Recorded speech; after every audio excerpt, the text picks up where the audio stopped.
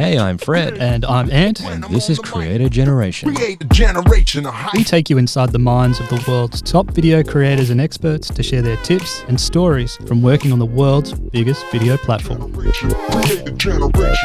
Before we get started, you may have noticed we have a brand new Creator Generation intro track, and that is because an awesome creator named Tom Thumb has helped us out with our very own track. Now, if you don't know, Tom Thumb is one of the best beatboxers in the world and an awesome YouTube creator. And every sound you hear on that track, Fred, Made with the human voice. Made by Tom's amazing voice. Thanks, Tom. Thank you. You legend. Frederico, what is happening this week? This week we are chatting with Shad from Shadiversity. Isn't that cool? Like, yeah. I'm going through the narration right now, and I've been like screaming because it's so good. Ah, yes, the famous Shad University. It's actually a channel dedicated to all things medieval, like how certain swords were used and the accuracy of castles portrayed in, shows like Game of Thrones. Yeah, Shad's like a self-confessed super nerd, but a very awesome creator, well over 600,000 subscribers, and I think he's picked up over 300,000 subs in the last year alone. Yeah, really successful creator, and I really like Shad because he is so passionate about what he does, and it's so infectious.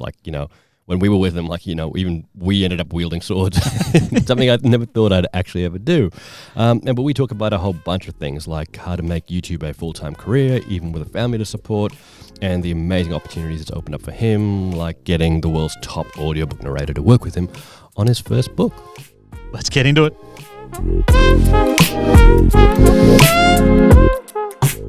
Welcome, Shad. Hey, it's a pleasure to be here. I can certainly call myself a creator. Not sure about expert, but I can fake it. We'll see how we do. That's right. We put you firmly in the creator category, and we'll talk to other experts later. Yeah. So, in other words, don't believe anything I say unless it works. If it works. Yeah. If it fails, it wasn't me. Let's see if people can figure out whether they should listen to you or not. Shad, tell us how you got started on YouTube. Well, there's kind of two main reasons why I wanted to get started in the first place. One was actually to build a fan base, to launch a writing career that I'd been working on. So I've been doing YouTube 4 years now, and I started trying to write in 2007. So let's do some quick math here, 2015, and then so about 8 years up to when I started. So I had written maybe 4 or 5 books actually. By that time, they're all crap. They weren't very good. When you start writing, you always start at the lowest, and then you work on it, you get better and better. And so I knew that having a fan base would either help me get picked up by a publisher, or it would really help me out if I, went to self-publish my book. So both of those things were on my mind. But the other thing is that I've been a massive nerd my whole life, like the biggest nerd. So you name a nerdy pastime, whether it's Magic the Gathering, Dungeons & Dragons, superheroes, anime, right? I've kind of been there. Like my nerd cred is pretty high. Okay. But one of the biggest passions has been the medieval side of thing. If it's medieval fantasy, medieval history, but mainly it was the swords, armor, the action, the excitement, the romanticism behind it all, the imagery, knights, castles. I just loved it. So I was the kid, if you go back in time, who was always making swords, wooden swords, and going around hitting trees and stuff and playing in the backyard like that. That was me right there. And as that passion grew, I've always wanted to learn more about it. And so because I love swords, I want to know how you're supposed to use them. How were they used in the past? These things are pretty cool. What's the proper name of this sword? Are there different types of swords? And so my first education came from Dungeons & Dragons, and it's like, so this is called a long sword. It's not, by the way. I'm talking about like a one-handed, knight sword. It's not called a long sword, but D&D will tell you it is. I felt betrayed. Thoroughly betrayed by Dungeons & Dragons. And so there is so much misinformation out there, like you wouldn't believe, where people have just a really incorrect idea. And I would already found myself on YouTube quite regularly doing some research for my books and stuff, and I could see that this is a great way to get information out there, and I could really add something to the discussion about swords and stuff, and I just wanted to add that, that correct information on there. So I'm the type of person, unless I'm working on something that gives me true satisfaction, I can fall into depression. Like, I need some purpose and direction. And of course, having a great wife and children is one of the best ways I've ever found, to get real purpose and satisfaction. But then there's another side to it where you want something that you're doing for your career, how you're getting money and stuff like that, to satisfy you as well. And I've never had that in my normal jobs. Never. I've always hated it. And the normal jobs are just a means to an end until I could actually find a way to make money out of doing something I actually enjoyed. And, that was writing and stuff. And with YouTube, I didn't really think that I would be able to make a career out of it. I didn't think I'm going to make heaps of money. I thought, well, hey, I have something to say. I want to teach people about, swords, medieval stuff and things. And if I even end up getting 200 views a video, that's awesome. Those are 200 people. Like, I've done public speaking in the past. Well, I do a lot of public speaking now and then. And so a audience of 100 people is massive. If you've ever done a public speaking thing to 100 people, it's huge. And getting 200 views isn't that difficult, and that's that size audience. That's a large amount of people. So I was like, well, look, even if I get that, that's a great foundation, and it's already an audience. And so I had to tell myself, even if I get this, for however long I'm ended up doing this, it's worth it. It's great. And so that's how I kind of started getting into it, because I was also unemployed at the time, and so it gave me a bit of time, right? But it's interesting because when you find yourself in a position where you're unemployed and stuff, and of course you're looking for work and things, but then what else are you doing with your time? And I love video games, and I can get caught up just playing video games forever. But if I find myself that I've played nothing but video games for a whole day, I feel like junk. Like, I feel like a worthless, sorry, useless pile of whatever. But as long as I've worked on something that was kind of aiming towards something higher, something productive, something that could grow into something greater, I would get this satisfaction and I'll be much happier and feel better about myself. And so I was in that state, I was unemployed, I had that time, and so I was like, all right, YouTube, started making the YouTube videos while still writing, on my books, working on my books, writing my book and stuff. And that's where it really started out, good 4 years ago. Were you watching a lot of this type of content on YouTube? Yeah. Why YouTube? Well, YouTube, honestly, is one of the, if you want broad information, that's generally what TV and documentaries have to do. They have to, because they want to capture as large an audience as possible, so they need to broaden out the way they present it to do that. But I needed specific information. I needed all right, how does this sword how do you use this sword specifically? What does it mean? What's the background? And there wasn't much information on castles. I had to do separate research for castles and stuff. But in getting really specific information, YouTube is the go-to place, because that's what it is. You have these creators that are catering to such specific, audiences and stuff, and there is an audience for it, but mainstream media, they can't do it. It's too broad, it's too specific that they wouldn't get the return that they want. But for a single person doing it, and even if they just get a couple of thousand views, well, that is the return that they get. So how do you go from being a passionate consumer of the content and the information, and then go, you know what, I want to turn the camera on myself and share that, and how do you take those steps? How do you shift that? It helps if you're narcissistic. I've always gotten a thrill out of performing. I've done drama stuff in the past and stuff, and so when I see these guys talking about something that I'm passionate about and I could talk about, well, I could do that too. And so there wasn't much of a barrier for me personally thinking about, could I do that? I felt very confident I could. I've done very similar things in the past. That's just in front of a camera.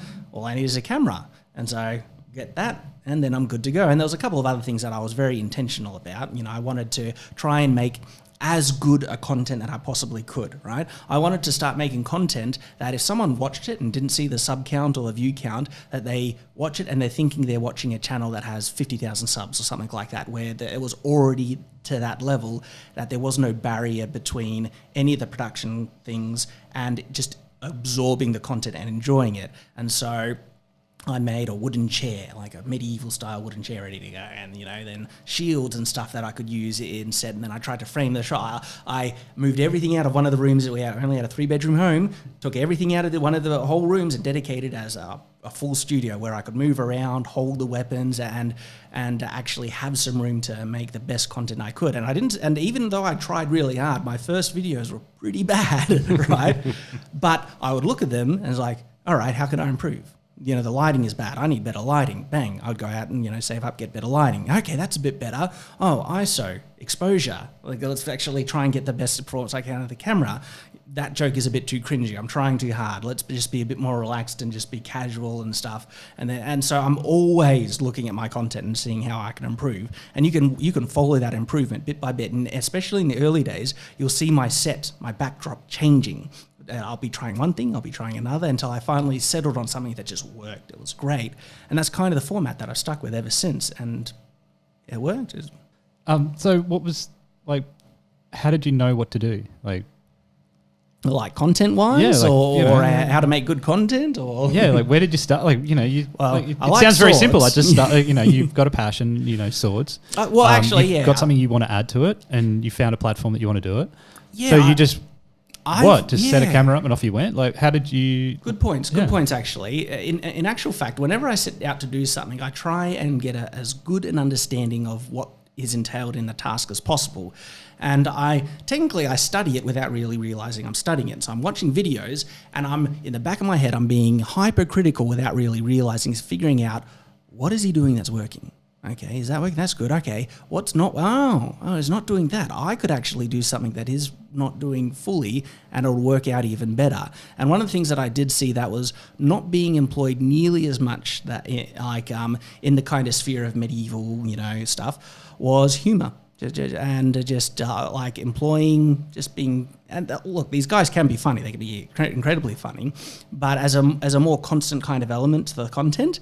And a couple of other things was just like trying to set up a backdrop that looked somewhat, not professional, but it framed the shot better and things. And then also exploring different opportunities with the type of content, because no one had really talked about how swords, weapons, armor and stuff was adapted into Dungeons and Dragons, the thing that betrayed me, And so because when people adapt these historical things into pop culture medias, whether it's role-playing games, video games, TVs, movies and stuff, they often get so much wrong. And so very few people had actually addressed that very thing, this adaptation, the intersect between medieval history and medieval fantasy and stuff. So those were on my head. And I actually, I have to credit the question to be a bit more insightful than I originally thought they had, because I had also prepared a couple of other things. I could have started filming much earlier than I did, but I was a couple of months after, because I wanted something that would give the channel a bit more, like I said, legitimacy, frame the shots, stuff like that. And so I had built a medieval-looking chair. If you've ever seen my content, you'll notice that I'm sitting on this chair, this wooden medieval-style chair. I built that. My dad is a builder and is an architect. He had a building firm and stuff, and so I've already grown up around a lot of timber. I know my way around a drop store. I actually worked as a joiner and fitter in one of my first occupations, and so I built this wooden chair with my own hands, and I also built medieval shields, some things to actually make videos about and stuff, because I didn't just want to start filming with my bed in the background, or I actually wanted to make it as legitimate looking as I could. And so there was actually a decent amount of preparation, and some of subconscious, some of it very intentional and stuff. And then I started filming off the bat, and my first video, I tried to include humor. It's cringy as anything. The first channel trailer was the very first thing. It's gone into the abyss. You won't find it anymore. But some of my first videos are still up there that I filmed in conjunction with that one. And if you want to see the cringy humor that I was attempting right at the beginning, it's still there. I reckon we'll share. Shad, you can share us that channel trailer maybe, and we can. Oh, the trailer! No, just an excerpt of it. Look, it is glorious in its cringe. I might have to share it with you, because there is one gag in it which is just astounding. So I think it's in private. I might have deleted those. So if I deleted it, we're out of luck. But if it's in private, I'd be willing. We're friends, Ant. I think I can share with you. Oh no, I want to share that with everybody. Oh dear. We'll talk about that. Well, okay. So what is good content? It's a huge question, right? But you're talking about you're going to live and die by how good your content is, and specifically how good and how relevant your content is to your very specific audience in your very specific area, and your self-proclaimed nerdy area of medieval swords. like, what makes good content? Well, you kind of hit the nail on the head right there. It depends on the audience. The audience will have different expectations and stuff. And honestly, depending on your audience will create a different atmosphere and feel to the community that you develop on your channel as well. And so the audience that I attract are like the greatest, the most glorious mega geeks in the world, like who love history and stuff. And it's interesting. I go into massive amounts of details. My videos are generally longer than shorter, and I will go on tangents and I will dive into parts on the tangent that, I probably could have cut, and people have said, it's interesting that I can talk for 10, 15 minutes on a subject that could have been summarized and talked in and given enough detail in 2 or 3 minutes, and they would have known the same amount. But I love doing that. I love going into detail. I love looking at all the angles. I love testing what I know and things. And the result of this is really interesting, is that I attract an audience who have a very good attention span. And that generally means that they're really insightful, they're funny, and they teach me heaps. They will send me links and stuff. And there are comments that are like essays. And I'm not kidding, like 4-page essays, right, in the comments. And when I have time, I try to read them, but the big ones can be difficult. But what's one of the most glorious results of this is that I barely have any trolls on my channel. Like if you go into the comment section, you don't see people ragging out other people. There's very few swearing and stuff like that.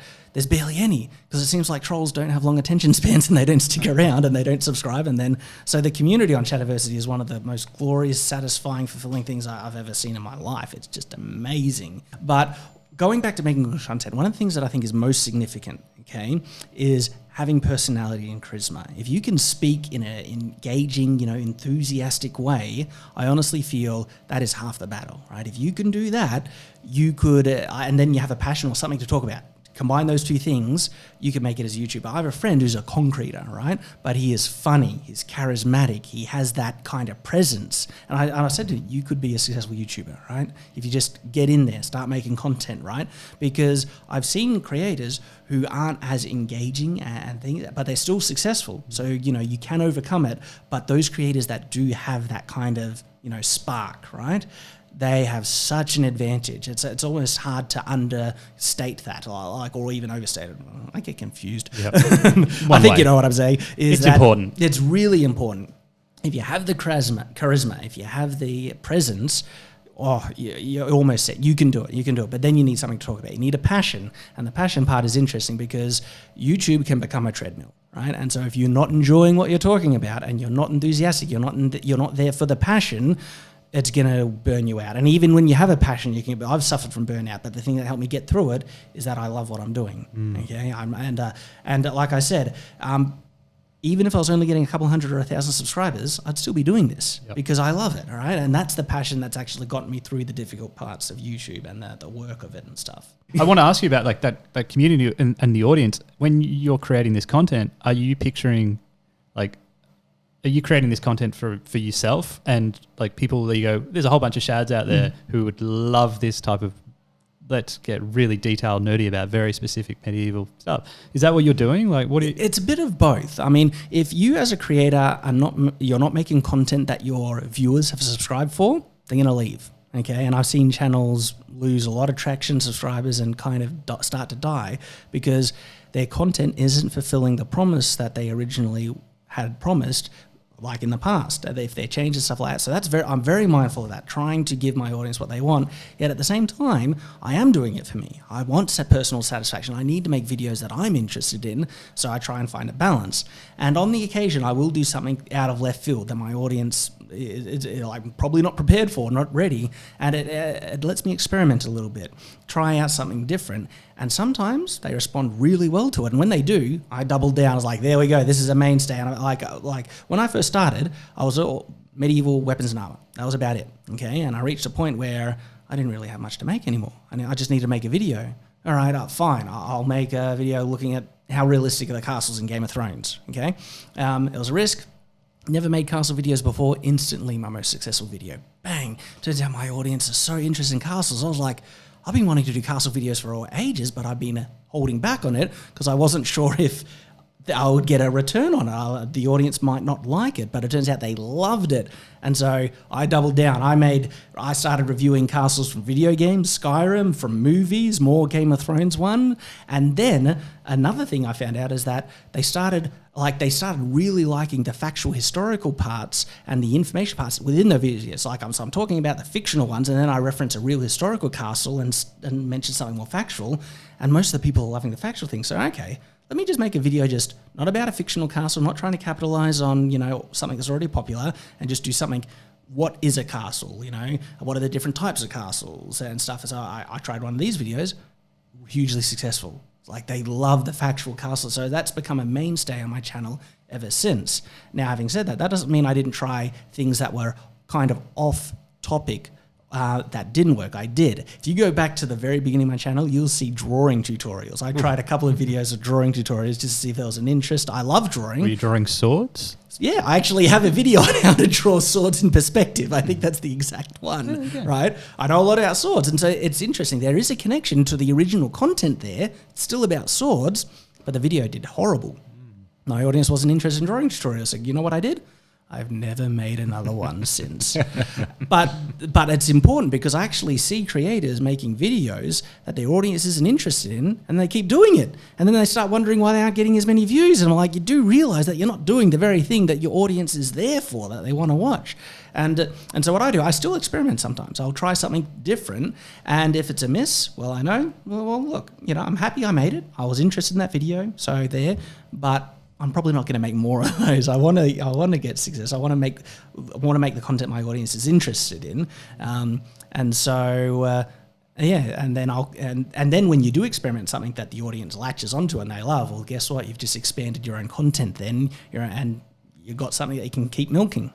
So, how do you balance that thing between audience desire and of what they want, but also that creative need within you to keep creating what you want to do? How do you balance that out? Well, for me, I generally only try something that's a bit out of the ordinary for the regular content on my channel. Rarely, and so it might be one every 4 videos. Well, not even that. Sometimes even rarer, because right now my content has expanded so much where I have different series. I've got like underappreciated historical weapons, fantasy rearmed. There's another one, Crimes Against Medieval Realism, another one. I got my whole castle series, which is just anything on castles and stuff like that. And so right now, I'm actually just trying to keep doing videos on these different series that my audience like, and I'm jumping between the two, and it's like, it's been a while since I've done an underappreciated historical weapons. I'm due for one now. I need to make one coming up, and so it's time to do one of those now. But it's funny, I do have a video that I can't wait to do, and it's out of left field. It's on how spaceships can't turn. So it's like completely different to what but I've already kind of danced around the sci-fi stuff. I love sci-fi, and it's going to be one of the biggest nerdy, overly factual things why, sci-fi spaceships like X-Wings in Star Wars and stuff, and then also in like Babylon 5 or Battlestar Galactica, that they're all designed wrong and they're doing it wrong, and they wouldn't be able to turn. And that turning in space, just a right angle turn, is really difficult if you look at like how spaceships. So it's super nerdy. Will it do good? I have no idea. I have no idea. I mean, you were talking about how passionate you are about the topic, and you can clearly see that, right, in the enthusiasm around it. But you did start this when you were between jobs, and you didn't think at the time it was going to be a career, but it led to being a career. And can you tell us how that developed, and how the income started to come from that? All right. Well, for the first full year of YouTube, I did not miss a week. I uploaded every single week, and every single comment, no matter what it was, I replied to.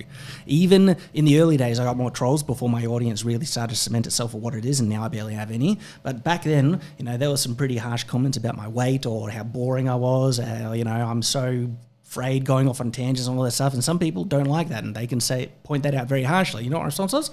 Oh, I'm sorry you didn't like it. Hope you have a wonderful life. Okay, and you just be pleasant. Okay, and then when people read that and you see that, oh, this guy he can handle it. He's just a nice, friendly guy, and then you're not only, because you build a brand, and that brand is yourself, and so. It's funny, this is actually probably important about, depending on time, it's how importantly it is for you to handle yourself properly in the online sphere, responding correctly to criticism, and not making mistakes in how you react to your audience and stuff like that. For instance, like memes, right? But like people start doing memes or gags like, and they might pick out something silly that you've done, okay? And some people's reaction might be, oh, I hate that. They might feel like they're getting teased and stuff like that. But this is something your audience is enjoying. And honestly, like I've seen creators make mistakes where they're not getting on board, and they're like, guys, can you stop with the memes? It's not funny anymore and stuff. And they're missing out on something. And it's a part about building a community. And when these things started to happen on my channel, I doubled down with them. I joined them and I started screaming with them. And then I've developed this huge community, and there's these big memes around my channel that's now associated with me as a creator, and I'm building a brand, a very iconic, recognizable thing. And so whenever, like I appear, sometimes people mention me in other videos, you should check out Shadiversity, or this guy Shad, he's done this thing there. And if people know me, they respond with, what about dragons? And which is one of the memes of my channel, or matriculations, which is just this thing I scream about castles, right? And it's an instantly identifying thing of the community. It's like people know that. And so when I comment on a video, and because I watch heaps of YouTube, even if it's something completely separate to what I'm doing, and I might leave a comment, usually because I'm an established creator, you got the tick on it, your comment is more recognizable than others, and people see it. And I'll find members of my audience on them because it's growing large enough, and the replies are, but what about dragons, Shad, or matriculations? And so you build that community right there. And so being able to navigate yourself correctly through some tricky kind of, waters about how you interact with that, especially if people criticize you and make big scathing response videos. I've had that happen, right? But I responded in the right way. When I'm on the mic. Time for a quick break, and normally we'd plug the app, but today it's Shad's book. Yes, and Fred, what is the title of this book? The book is called Shadow of the Conqueror, Chronicles of Everfall, Book 1. Yes. And it's available on Amazon in ebook, paperbook, and audiobook, read by none other than Michael Kramer. Yeah, so check it out on Amazon. Let's get back into the podcast. I like how you said paper book. Did I say paper book? It's a paper It's a bag. paper book. It is a paper book. Well, much more accurate description. Paperback. Let's get back into it. So, Shad, was this the plan then? What was your plan? You're going to be a successful YouTuber. You're all in. Off you go. You're going to build an audience. No, see, I went into it wanting to correct misinformation, okay, and that was part of the kind of the reward for me, just getting the information out there. And look, as if 100, 200, 1,000 people saw it, that's awesome. I was happy with that, and I tried to keep myself on a real kind of level, and that even if I only got that for the rest of the life of the channel, that would be enough. I also wanted to build an audience to launch a writing career off of. So again, however many eyeballs I could attract, that would be very beneficial. But I did not think it would be a career. I thought my writing career would be successful before anything I got on YouTube, and then I kind of envisioned that my writing career would attract the larger audience that could sustain a YouTube channel from that. But it's been the reverse. Like it'd be completely whether YouTube is taken off and now is the main platform that I'm launching my writing off of, which is just phenomenal. So, I mean, you have your daydream. Wouldn't it be great if you can get huge and stuff? But I tried to keep myself on a real level and just be happy with whatever I got. And that was good. And I didn't think I'd be making money from it before my writing. So. Was there anything around you that you could draw on to see what that possibility would be? Oh, yes, indeed. So my brother is Jazza from the YouTube drawer Jazza, as you guys know. And so he was already started on YouTube. All right? And when I started, he had about maybe 250 or 300,000 subscribers. Now, I wasn't making content similar to him. And yeah, your dream, wouldn't it be great if I could reach the same level? But no, whatever I got, I'd be happy with. And I wasn't really expecting for it to become a full-time job, right? But my brother, was already doing it, and so he knew the inside facts about how to do it right. And so even though I wasn't going into this saying, I want to be like my brother and stuff, and I love him to death, right? Don't get me wrong, but I wanted to do something that was wholly my own. And I was actually more emulating the other guys that were doing the sword content rather than my brother. But whenever I had a question about content, I remember going to him talking about how to brand my channel, what name should I do, and I was actually wondering if I should split my content between the whole historical sword stuff, and then if I go into science fiction or something like that, I'd have a dedicated science fiction channel and then a dedicated role-playing channel and stuff. And he was like, no, you don't want to fragment your audience like that. You'll find it a lot more difficult to grow. You should put it all together. And that was great advice, really, really good advice, because my brother is a bit like me, that when he's in a craft, is doing something, he likes to figure out how it's working. Like if it's succeeding, why is he succeeding? And so he was trying to go into analytics before analytics was even there, right? And so he had a really good understanding of the YouTube beast. And I could always go to him with questions to help set up things the right way. Like, so brand my channel the right way, don't segment my content and stuff. How do I deal with copyright strikes, for instance, stuff like that? How do I avoid them and all those things? And then we just ended up talking shop a lot. Whenever we got together, we talked YouTube, and that was brilliant. And there was another thing that happened at the very beginning of my channel, which honestly, it's interesting. Like, it's hard to gauge how much it helps. It certainly helped. And when you're starting out, you need something that gives you momentum, starts the ball rolling. And if you don't get that, it can be really hard to get those first subscribers. And so because of that, this could actually be one of the most significant things that happened to my channel, because it was that thing that really gave me that boost. And it's that my brother Josh started a second YouTube channel called Tabletop Time, where he did role-playing games. And I was on that channel. And so when we started, if you actually watch one of the very first Tabletop Time videos, it is literally like, and here's Shad, and he is literally just starting his own YouTube channel. And I started Shadiversity at the exact same time we started Tabletop Time. And so I got to pimp out my content on Tabletop Time. The thing is, though, the translation, like the audience doesn't transfer nearly as large as people think. And so Joss, he announced his new channel on his main one, Draw with Jazza, and only 2,000 subscribers migrated to Tabletop Time. And he had around 250 or 300,000 subscribers at the time. Yep. And so that's a very different kind of number right there. And then when I pimped out Shadiversity on Tabletop Time, I got between 1 to 200 subscribers. Now, in the larger picture, that's not a lot, but when you're just starting out, it's a lot more than what you had. And so that gave me the initial momentum. Yeah, right. And we were talking earlier about Tabletop Time and the connection between your channel and it and Draw with Jazza and vice versa. But over time, you've seen that your channel has had a better connection with the audience on Tabletop Time. What creators think that a silver bullet is a shout out from a bigger channel or a collaboration with a bigger channel. Yeah. What would make that connection actually valuable for a creator? Yeah, it's really interesting that like understanding how shout-outs work can be very tricky, and I'll try and decode it a bit because from experience and stuff I've been able to learn. And it's interesting. An effective shout-out is going to be if there is a similar type of content or a shared interest at least, and that's going to get better conversion. Like the audience will migrate. Well, migrate implies that they'll leave. No, they'll stick with the original one, but then they'll also start watching the other one. And more of that will happen if there is shared interest. And if not, it can be very low. And having said that, though, I think people will be surprised that even when there is shared interest, it's nowhere near as big as what people think. And it's not consistent. It's only a small little boost. And then it goes back to all you. And the other side of this, you need the content on your channel to keep them. Okay? If there's nothing there to actually engage these new eyeballs that are sent your way, they're not going to stay, and it'll be useless. And I've seen this happen. I've seen shout-outs be given by like in the right context. When I say huge creators, they had maybe 50,000 subscribers and the channel had a few hundred. So in that sense, this channel was massive compared to the smaller one. They gave a full-blown shout-out to this other channel and nothing happened. Nothing. They didn't get like a single subscriber because their content was not up to scratch. It wasn't working.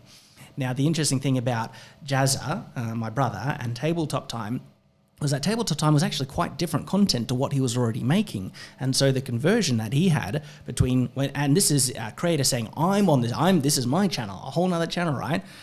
Was only 2,000 subscribers when he first shouted out on his main one. And again, he had like 250 or 300,000. And so that's not a big conversion. But what's interesting, right, is I then shouted out my own channel on Tabletop Time specifically. I actually didn't get a shout out from my brother, Draw with Jazza, not for like the first 3 years or something before he mentioned me. And Just holding you out. No, I'm actually grateful that he did that, because a lot of the growth then from my channel, I could actually say was because of my own work and what I was doing on the channel. And honestly, if he did, probably wouldn't have done much. The content was very different, okay, at the time. And so then when I mentioned when I mentioned my channel on Tabletop Time, I got that small boost of subscribers, and that did help get momentum. And then it was up to me to maintain that momentum. I have viewers now. I need to try and I need to make the content, reply to every single comment. Every comment I replied to in the early days without fail and stuff, because I needed to keep that audience. Once they're there, I needed to keep them, and I needed to continually upload to make sure that they know that there's always going to be a video, and that's what you need to do to maintain the momentum, keep the ball rolling. And then when I started to get more momentum, I actually started to attract a decent amount of viewers, new subscribers to Tabletop Time from Shadiversity than Joss was from Draw with Jazza. There will be guys coming on with like talking about my, the videos I made and other things like that. And so it was really interesting to see, because the connection between Tabletop Time and my own content was stronger than the connection between my brother Draw with Jazza's content and role playing, because I was already talking about role playing and swords and all that stuff. And so it's very interesting to try and understand. Like, just recently, to let you know, I've done a collaboration with a channel that has like 4 million subscribers. How Ridiculous? Do you know the How Ridiculous guys? Absolutely, yeah. Yeah, I flew over to Perth and we did a collaboration and stuff. And because our content is so different, I got maybe an extra 1,000 subscribers. Really? Yep. Interesting. And this is on a video that has I think it has 2 million views by now. And so they give me a full-blown shout-out. 2 million views, 1,000 extra subscribers on my channel, because the content is so different. Now, it's not saying it wasn't worth it. It was great. I loved going over there. These are great guys. I made a video with them and stuff. But what's also interesting about this, the video I made with them was different to my regular content as well. And so my own viewer base didn't jump onto that video as enthusiastically as they do with my regular videos. And so because of that, the video tracked it started tracking far lower than normal, but we published at the same time, and then they mentioned it on theirs, and then the traffic that they sent over enabled that video to just get the same level of momentum and traffic as a regular video on my channel did. So it's people think that if you get a shout out from a massive channel, you're set, you made it. No. Yeah, so it highlights why, collaborations and shout-outs in similar areas are so important, right? Fred was asking, talking about building the business around YouTube as well. So I guess that's no. Sorry, tangent. I got off a tangent because I was about to say. It was a good tangent though. Yeah. But then, so you're building a brand. How does a creator then build a brand that makes it sustainable financially? Well, I mean, there's a couple of ways. Of course, YouTube ad revenue is great, and ad revenue is simply about views. You get views, and of course, sign up as a YouTube partner, and you need a certain amount of views or subscribers to be able to do that. But do that straight away, and then if you get the views, you'll get the money. Okay, and then it's about maintaining the views, making the content that your audience is after, trying to, and also if your type of content is very specific, where it's very the same, your audience can get bored with it. And so you need to try and experiment, expand, and find ways that you can adapt. And I do that a lot on my channel by trying new things. And if it works, great, I double down. If it doesn't, I never visit it again. It's gone into the abyss, okay? And so making that good content and then looking at your own stuff and trying to improve, okay? And then you'll get the views, you'll get the money. Of course, there's other ways as well. You have crowdfunding sources. Patreon is popular. Patreon can be a bit insecure because they have banned people for not following, they've banned people for things that they haven't even broken in the terms of service and stuff, even people who aren't political. And so that's a bit concerning. And so for me, I'm trying to launch my own website where people can do direct PayPal donations, which is a very secure way of doing it, so I like that. And so there's crowdfunding, there's merchandise, and I'm about to do something which is the whole purpose of this channel. In a few months, I'm going to be publishing my own novel. This was the master plan, right? The master plan, because the most valuable thing is you as a creator is actually not the ad revenue, it's your audience, it's your reach, okay? This is why sponsorships come to you. because you can reach that larger amount of people. And so even if there was no ad revenue on YouTube, I'd still be doing this because there's amazing power that you have when you have an audience. And then I'd be getting brand deals like Audible. I just did an Audible sponsorship recently, which was awesome, and the money was great. Okay, it was really good. But it comes from having an audience. And I'm about to launch my book, right? And I'm so excited for this. It's a big thing for me, okay? Because I'm really happy with the book. And I'm doing the work to make it legitimate, make it professional, okay? And I have two of the best audio narrators in the business. That's not an understatement. Michael Kramer and Kate Redding, if you have read. Holy moly, Michael Kramer. You know him? Oh, he's fantastic. Yes, he's doing my audiobook, dude. That is incredible. Isn't that cool?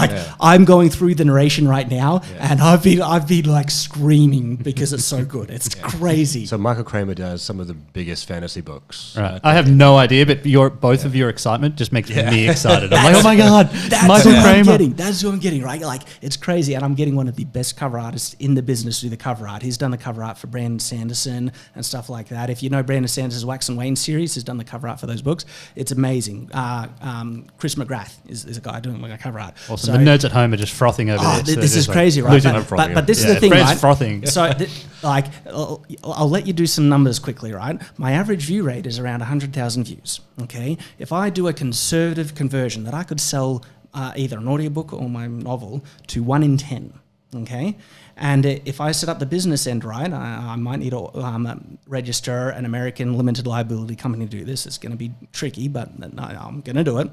I could make around $10 Australian per book.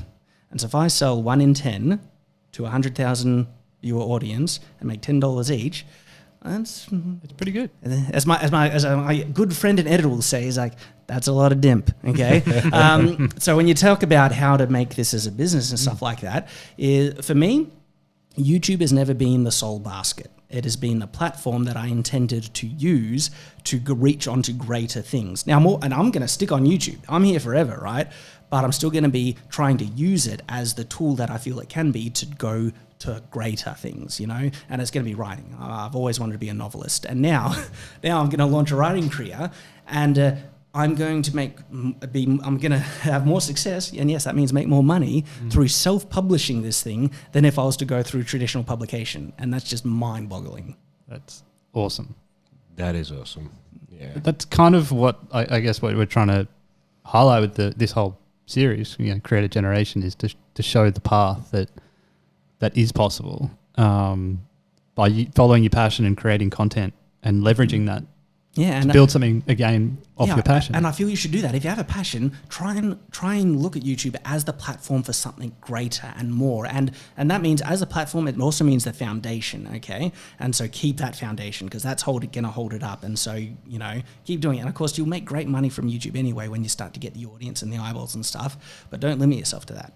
Expand beyond and you can reach some pretty awesome, I have to pull myself up sometimes and realize that I'm kind of living some of my dreams right now, and it's like when I was listening to Michael Kramer read my audiobook, I was almost in tears. I cannot express how incredible it is. Like, it is. If you've ever listened to any fan, he is the audiobook. I trust you guys. You guys nerd out on this as much as you like. I'm down with it. This is the interesting thing, right? Like, I'm not obviously I'm not interested that much in the sword and the medieval history, but I enjoy fantasy books, and I especially enjoy fantasy audiobooks. Ooh. So, Michael Kramer is like the guy. If I see a book by him, I'll actually go, if I've never seen anything about the book, I'll go and look at what he's up to. Exciting. Whereas so exciting. I actually have a history degree in ancient history and I famously get ribbed for doing a course called Witchcraft and Demonology. And I've just broadcast that to everyone else. Yet What did you major in it? Witchcraft. No, that wasn't a major. It was just a very, very interesting subject. And I did quite well at it. Thank you very much. Demonic possession. Ask me about that later. And when's it coming out? Well, I mean, honestly, I'm going through the audio narration right now, just review, and then there's going to be fixes to any fixes that need to happen. And the cover art is going to be done in a month, maybe. No, even less, actually, maybe a week. So that's exciting. And I could publish it then if I could sort out this US LLC. Right. And so I'm working on it. Where does a creator go to navigate? Like, you're talking about a LLC, and Well, it's a Technical matter. terms, Yeah, it's a yeah. matter of putting on the big boy pants and just stepping out and do it. Like, for instance, taxation. You know what? You call an accountant, okay, and you say, "Hey, I'm starting to make money now. How to do it?" And you know, I have a good friend who I went to school. He's a great guy who's an accountant. So I just called him. So, hey, I'm making money now. How do I not go to jail about tax? And it's like, well, you can do this, this, or that. I was like, oh, sole trader. Well, that sounds great. And so I registered as a sole trader, and he did the paperwork for me, and I just paid a very small fee, and I was done. And now I got my own business. I'm a sole trader, and I don't feel like I don't think I'm a genius businessman or anything, but to say, you know, and now I'm incorporated, which I have a company, Shadiversity Proprietary Limited. And again, it was like I started to make too much money on the sole trader side. It was better to have it as a company. And my accountant, he did the paperwork. I signed things off, helped me set it up. And it sounds really impressive. I have my own company, but I feel like I'm a nerd who plays Dungeons and Dragons. I'm not a businessman, but it's actually far easier than people realize. You contact the right people who know how to do it.